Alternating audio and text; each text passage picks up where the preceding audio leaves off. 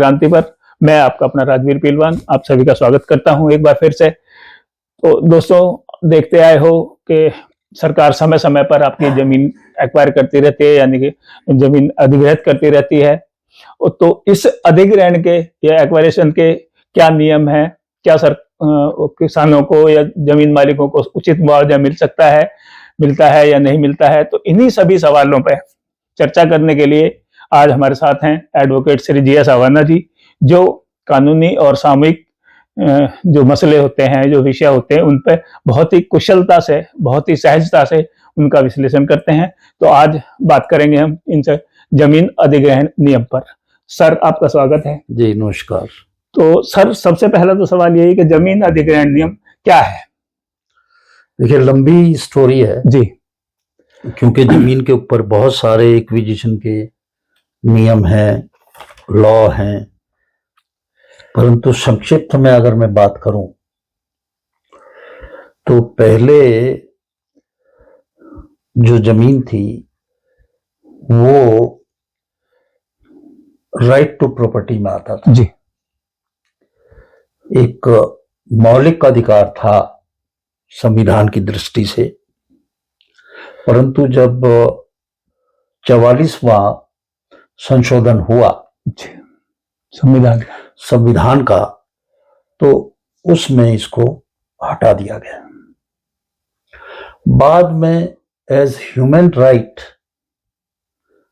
Law तो है ही human, क्योंकि जो जमीन है उसी के ऊपर एक पूरा परिवार आधारित रहता है, उसकी जीविका है, उसका जीवन मरण का प्रश्न है। कोई जमीन लेकर पैसे दे दे, इससे काम तो नहीं चलता जी।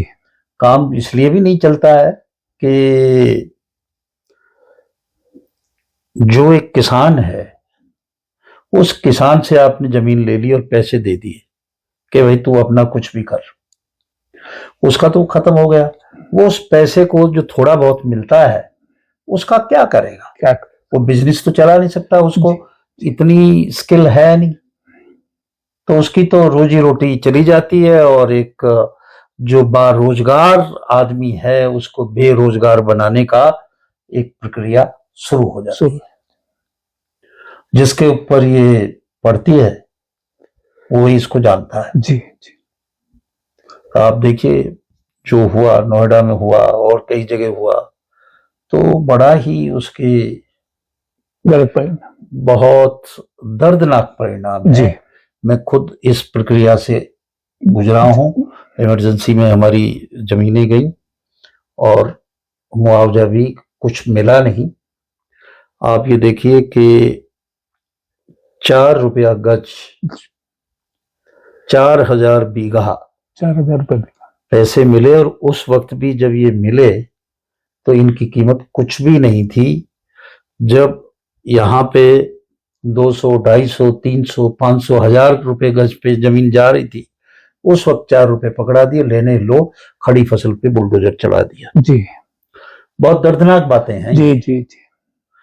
तो उसमें थोड़ा कुछ आने वाली सरकारों ने सुधार किया और संविधान में एक अमेंडमेंट हुआ, आर्टिकल जोड़ा 300A, जो कहता है कि उसका जो मालिकाना हक है, उसकी जो प्रॉपर्टी है, उसको कोई भी डिप्राइव नहीं कर सकता without due process of law. बिना प्रोसेस ऑफ लॉ के उसको जो है कोई भी डिप्राइव नहीं कर सकता, वो उसका राइट है। और ड्यू प्रोसेस लॉ क्या है?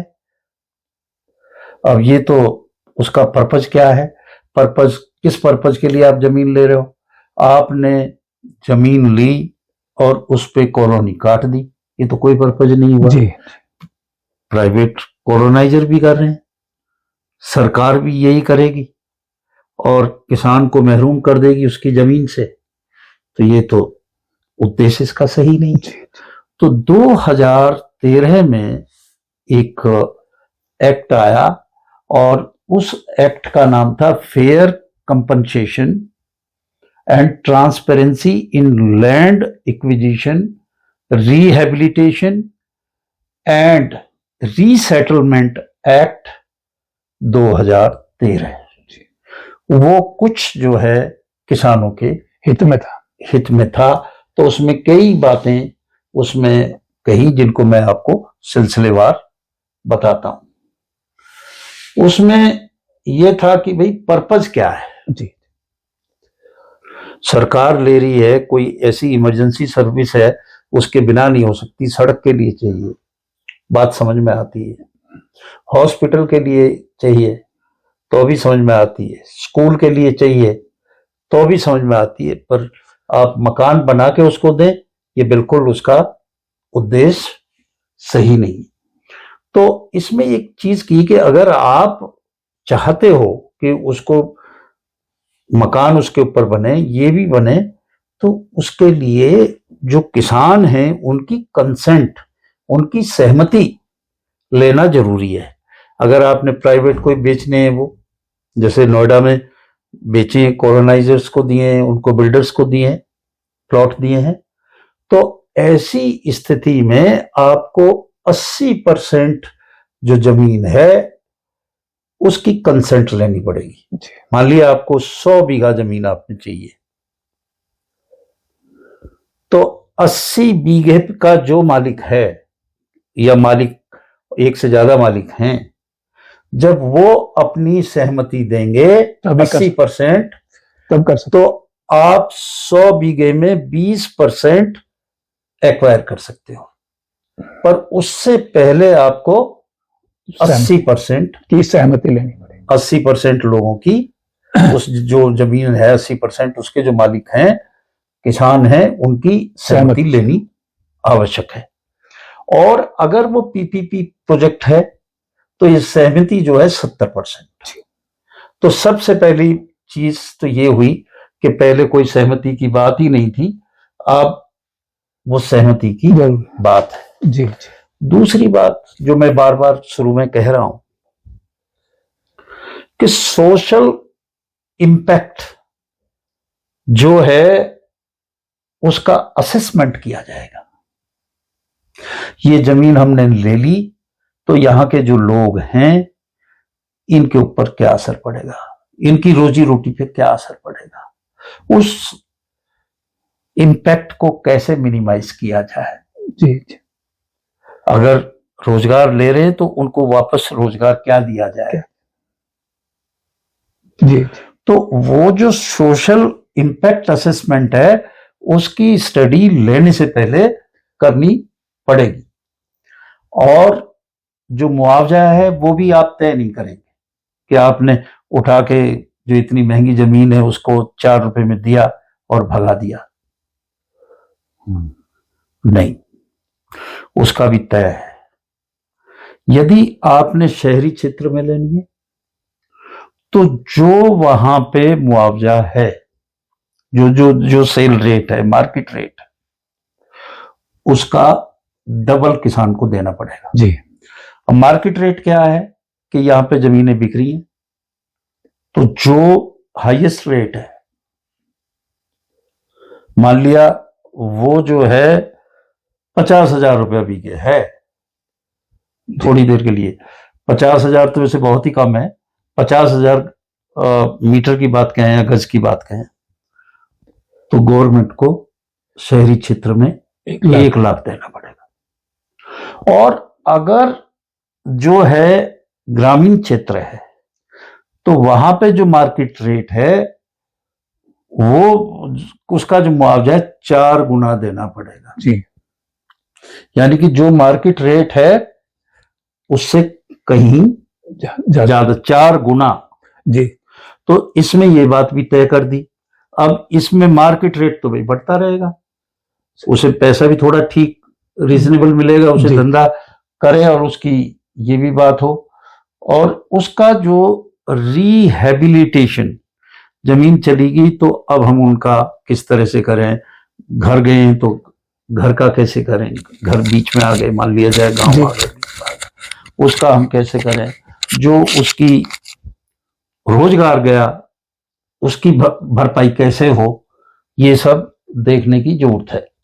एक और चीज हुई, सरकार आंख बंद करके जमीन ले लेती। आपने देखी होगी दिल्ली में 50-50 साल जमीन ऐसे पड़ी रही। आप ले ली, एक्वायर की, नोटिफिकेशन किया, चाहे मुआवजा दिया या नहीं दिया, एक बार लिया, किसान के हाथ से छीन ली, अब पड़ी हुई है वो बेकार। अगर वो जमीन उन्होंने ली सरकार ने और 5 साल तक नहीं, उस पे कुछ भी नहीं किया, ऐसे ही खाली पड़ी रही, तो वो जो जमीन है वो वापस उसी किसान को आ जाएगी, चाहे उसको आपने मुआवजा भी दे दिया, जी, कुछ भी कर दिया। 5 साल तक अगर जमीन पड़ी है तो वापस उन्हीं के तो वापस वो जमीन मालिकों पे। आ जाएगी। जी, एक और इसमें बात बहुत अहम है, वो है फूड सिक्योरिटी। जमीन किस लिए है? जमीन का पहला काम क्या है, उद्देश्य क्या है?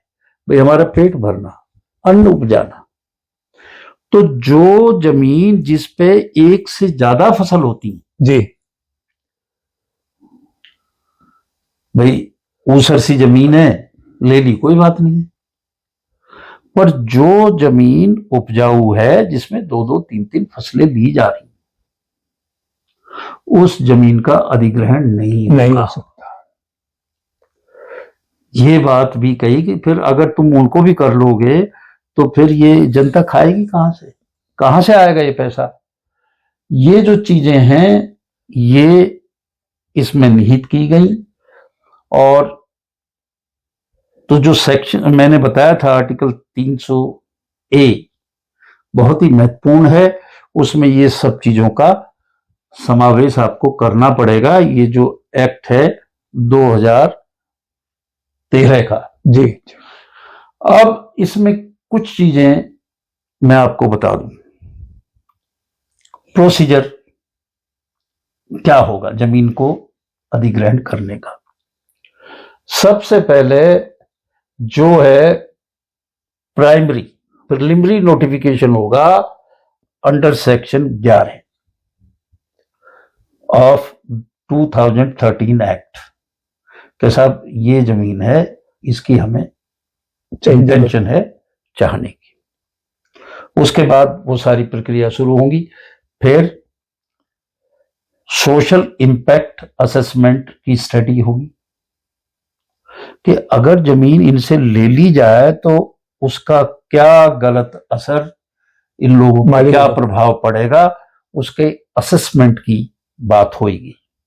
और फिर जो है पब्लिक हियरिंग होगी जिसमें पब्लिक बताएगी कि साहब ये जमीन इसलिए नहीं लेनी चाहिए या इसका ये इम्पैक्ट है। जो भी अफेक्टेड पार्टी हैं वो एक ओपन पब्लिक हियरिंग होगी, उसमें अपना अपना मत रखेंगे। इसके बाद फिर जो है एक्सपर्ट ग्रुप होगा, जो एक्सपर्ट हैं उस क्षेत्र के सारे, वो अपना असेसमेंट रखेंगे। पब्लिक हियरिंग में बता दिया। अब एक्सपर्ट अपनी अपनी इंडिपेंडेंट एक्सपर्ट, जी, सरकार के नहीं, वो बताएंगे कि साहब इसको लेने से ये दिक्कत आ सकती है या ये हो। इसके बाद में जो मुआवजा है उसका डिटर्मिनेशन होगा कि भाई ये मार्केट रेट और इसका ये 2 गुना और ये 4 गुना। जी, ठीक है। और जो दूसरी चीजें हैं, कंसेंट लेनी है, ये करना वो करना, वो सब होंगे। फिर इसके बाद में अवार्ड होगा कलेक्टर से, क्योंकि कलेक्टर जो है डिस्ट्रिक्ट का वो रेवेन्यू अफसर है जिले का, उसका अवार्ड होगा। इसके बाद ही पोजीशन जमीन का होगा। जी, ये इसका प्रोसीजर है, स्टेप्स है, एक के बाद एक। अब इसमें बहुत सारे जजमेंट हैं, कोर्ट ने बड़े अच्छे अच्छे जजमेंट सुप्रीम कोर्ट ने दिए हैं। इतना आसान नहीं है जिसमें आदमी अपनी बात कह सकता है। ये मैं बात कह रहा हूं 2013 के सेंट्रल एक्ट की बात कर रहा हूं। अब इसमें अनफॉर्चुनेटली इसको डाइल्यूट करने के लिए अच्छी अच्छी बातें हैं सारी। इसको डाइल्यूट करने के लिए स्टेटों ने इसमें अपने अपने अमेंडमेंट किए हुए हैं। और खास तौर पे जो उन्होंने अपनी कुल्हाड़ी चलाई है जी, वो चलाई है कंसेंट के ऊपर, जो 80% और 70% कंसेंट है कि पहले किसान से सहमति लो जब एक्वायर करो। जी, जी, उसके ऊपर उन्होंने कुछ न कुछ घुमा फिरा के उसको डाइल्यूट करने का प्रयास किया है। जी, जी, तो ये मोटे तौर पे जो है आज की स्थिति है लैंड एक्विजिशन लॉस की। जी। तो सर जमीन किन किन उद्देश्यों के लिए ली जा सकती है? जैसे मैंने इसमें भी बताया जी, जी, कि जो पब्लिक यूटिलिटी के हैं, अब पब्लिक यूटिलिटी के उद्देश्य क्या है? हॉस्पिटल्स हैं भाई सड़क चाहिए आपको, जी, जी, आप सड़क को रोक नहीं सकते हो, सड़क सबके भले के लिए, उन्हीं लोगों जी, के जी, भले के लिए। कोई बिजली का है, कोई सीवर का है, हॉस्पिटल का है, स्कूल का है, ये सब चीजें। पर कॉलोनी काटने का उद्देश्य बिल्कुल जरूरी नहीं। जी, जी। तो किस किस तरह की जो जमीन है वो ले सकती है गवर्नमेंट? जैसे कि मान लिया खेती की है या घर की है? नहीं, देखिए वो तो गवर्नमेंट ले सकती है, पर जो यहाँ मैं बात कर रहा हूं, यहाँ कोशिश ये की गई है कि जो मल्टी क्रॉप लैंड है जी, जहां जिस जमीन पे एक से ज्यादा फसल होती है उसे नहीं ले सकते। भाई साल में 3 फसल दे रहा, 3 गुनी चीजें हो रही है, आपने लेके उसका उत्पादन जो हमारी अन्न का वो आपने रोक खत्म दिया। कर दिया। जी, जी, जी, जी, वो रोक दिया। अब ठीक है, जिस जमीन पे एक आध फसल होती है, नहीं भी होती है, पानी का साधन इतना नहीं है, ऊसर जमीन है, तो उसको ले सकते हैं। प्रियोरिटी की बात है, उससे कुछ मिल भी नहीं रहा। पर जो अच्छी भली जमीन है किसान की, एकदम जिसको कहते हैं कि मैन वो है, उसको आप नहीं ले सकते। जी। तो सर अगर कंपनसेशन की बात करें, मुआवजे की बात करें, तो ये किस तरह से तय करते हैं? कंपनसेशन का जैसे मैंने बताया पहले भी कि कंपनसेशन जो है वो उसका मार्केट रेट तय करते हैं। जी, भाई कहीं ना कहीं किसी भी क्षेत्र में जो है अपनी मर्जी से कुछ जमीन बेची है, वो किसी रेट पे बेची है, उसके उदाहरण लेके उनसे तय करके, शहरी क्षेत्र है तो 2 गुना जी, और ग्रामीण क्षेत्र है तो 4 गुना। पर जो महत्वपूर्ण चीज है, बात कंपनसेशन की बिल्कुल नहीं है। बात जो असली है वो ये कि किसान को क्या है। जी, आप देखिए नोएडा का, देखिए कितना बड़ा छल है। नोएडा में आप प्लॉट खरीदें, आप उसके मालिक नहीं है। जी, जो नोएडा अथॉरिटी से लेता है वो 90 साल की पट्टे पे लेता है, लीज पे लेता है। 90 साल बाद नोएडा उसका मालिक, फिर मालिक। आप पट्टा धारक हो जी, लीज होल्डर हो, मालिक नहीं है। मालिक नहीं। और जो मालिक थे असली किसान, उनसे तो आपने लीज पे ली नहीं। अरे भाई आप हर साल का लीज लेते हो, अलग से लीज के जो फीस लेते हो, किसान से आपने क्यों नहीं लिया ऐसे? और किसान को भी महीने का उसको देते लीज, तुम्हें इतना मिल रहा है उसमें से उसको भी देते। ये तो एकदम गलत हुआ है जी। आप कर कुछ रहे हो, ये बात है। आम आदमी समझता है मैं मालिक हूं, भाई हमारी भी जमीन 90 साल के बाद वापस करो जैसे तुम्हें आ रही है? तो ये जो चीजें हैं ये विशेष तौर पे देखने की चीजें हैं। सर एक महत्वपूर्ण सवाल और सबसे बड़ा सवाल दिमाग में आता है कि अगर कोई किसान या जमीन मालिक मुआवजे से संतुष्ट नहीं है, उसे तसल्ली नहीं है कि मतलब मेरा मुआवजा सही नहीं है, तो वो क्या कर सकता है? देखिए वो तो जो है संतुष्ट नहीं है, उसके पास रास्ता क्या? संतुष्ट तो होता ही नहीं जी। संतुष्ट इसलिए नहीं होता कि सरकार की मंशा बड़ी अच्छी है, एक्ट अच्छा बनाया है, पर जो अधिकारी आते हैं वो ये समझो कि ऐसे समझते हैं कि किसान को मुफ्त में मिल रहा है सब कुछ और तुम्हारी जेब से जा रहा तुम्हारी जेब से जा रहा है, क्योंकि उनके ऊपर तो कुछ पड़ी नहीं। भाई जिसको कष्ट ऐसा हुआ हो उसको तो जमीन का पता होगा ना। जी जी जी। उनको क्या पता पड़ेगा? नहीं तो कोर्ट में जा सकते हैं। हाँ। और पीछे हमारे माननीय सुप्रीम कोर्ट ने बड़े अच्छे अच्छे डिसीजन दिए हैं। जी जी उनकी चर्चा मैंने अपने चैनल पे भी की है। जी जी। जीएसए पोस्ट पे काफी चल डिटेल में मैंने बात कही है। जी जी। यहाँ तक की बात है कि एक पीछे मैंने एक बताया था कि एक आदमी के हाँ वो खेत में से रास्ता बना लिया जबरदस्ती और नहीं ले फिर सकते उसे कहा कि ये तो पब्लिक यूटिलिटी किया, आपको कोई मुआवजा नहीं मिलेगा। जी जी और कोर्ट ने बड़े उसमें सख्त जो है आदेश किए और उन्होंने कहा कि भैया सरकार जो है लैंड ग्रेबर नहीं हो सकती। सरकार तो वेलफेयर स्टेट है, वो कल्याण के लिए है। और अगर आप किसान का भी कल्याण नहीं कर सकते तो भाई और क्या किसका करोगे? जी जी। तो दोस्तों आपने समझा कि बिना सार्वजनिक उद्देश्य के जमीन नहीं ली जा सकती।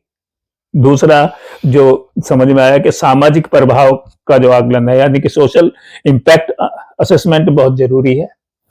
तीसरा सर पता लगा कि उचित मुआवजा और पुनर्वास ये भी जरूरी था। और ग्राम सभा की सहमति कुछ मामलों में वो आवश्यक है। और सबसे बड़ा ये है कि कानूनी चुनौती का अधिकार हर जमीन के मालिक को है। एक चीज और मैं बताऊंगा जी। मैं आपके सॉरी मैंने आपको कंक्लूड करते हुए रोका। एक बात और बताता हूं, गांव की जो ग्राम सभा की जो रिजर्व लैंड है जिसको फिरकी कहते हैं, ये आसपास गांव के जो रहती है, जो ग्राम सभा की अपनी जमीन है वो सरकार की नहीं। जी इसके ऊपर जजमेंट है, वो सरकार की कतई नहीं है। जो ग्राम सभा की जो जॉइंट लैंड है वो उन ग्रामवासियों की है के लिए कुछ चाहे उसी के लिए हॉस्पिटल बनो या अभी बहुत जगह बहुत सारे केसेस चल रहे हैं। उसमें क्या करते हैं कि वो उठा के उसको ग्राम सभा की को उठा के और उसका मुआवजा अपना डाल दिया उसमें सामूहिक उसमें और ले ली। गलत है। देखिए ट्रिक देखो, आप देख के मुझे तो हैरत हो जाती है। उठा लिया नक्शा 1950 का है जी। 1950 में इस गांव की चार दीवारी ये थी। अब 50 से और 2026 यानी कि 75 साल में वो जो गांव है वो 2 गुना या 3 गुना बढ़ गया। बिल्कुल। उनके बच्चे कहां जाएंगे? जी जी। पहले एक कमरे में एक रह रहे थे भाई, अब तो एक कमरे में गुजारा नहीं। जी जी। अब उनका एक्सपेंशन हो गया आगे उसी गांव के लोग। जी जी। कोई बाहर से आए हुए नहीं। तो उठा के एक श्रीमान जी पहुंच जाएंगे, नक्शा अब 50 का है।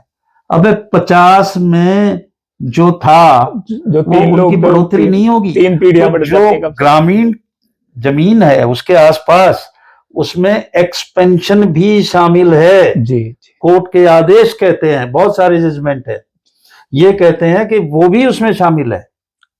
अगर आप उनको उठा के 1950 में ले जाओ, 47 में ले जाओ और 47 से पहले ले जाओ, देश सारा गुलाम था तो ये भी सब गुलाम है, खत्म कर दो। सही बात है। ये कहाँ की अकल की बात है? तो दोस्तों जमीन अधिग्रहण कानून जो है वो आपको अधिकार भी देता है और सुरक्षा भी देता है। जो आज की वीडियो है इसका जो कंक्लूजन है यही है कि जमीन अधिग्रहण नियम जो है वो आपको अधिकार भी दे रहा है और सुरक्षा भी दे रहा है। और सिर्फ आपको अपने अधिकारों को जानने की जरूरत है। जरूरत पड़ने पर कानूनी सलाह जरूर लें। और मैं सभी से दरख्वास्त करता हूं कि जो मुद्दे मैंने उठाए हैं, जो बात मैंने कही है, इसमें सब लोग सहयोग दें। जो आज शहरी है उसकी 1 पीढ़ी पहले 2 पीढ़ी पहले सब गांव से आए जी जी। गांव ही था, सब ग्रामीण है बैकग्राउंड में। उस बात को भी सोचें। आज हम बदल नहीं गए हैं। आज हम जैसे हमारे बुजुर्ग थे, खेती करते थे, आज भी लोग कर रहे हैं, उनकी भी फ्लाइट सुने। तो दोस्तों और कोई जानकारी आपको चाहिए तो कमेंट बॉक्स में जरूर लिखें। और कई सारी वीडियोज इस विषय पे बनी हुई है। जीएसए पोस्ट आप सर्च करें, एडवोकेट साहब का चैनल है, उसमें बहुत सारी वीडियोज आपको वैसे भी मिल जाएंगी। और अगर ये चर्चा आज अच्छी लगी हो तो चैनल को सब्सक्राइब करके वीडियो को लाइक और शेयर जरूर करते हैं। धन्यवाद। जय हिंद, जय भारत। सर, आपका बहुत बहुत स्वागत। दर्शकों का, आपका, आपके चैनल का, सबका बहुत धन्यवाद, आपने मुझे मौका दिया। अरे तो दोस्तों, मिलते हैं अगली वीडियो में किसी और विषय के साथ। तब तक के लिए जय हिंद, जय भारत।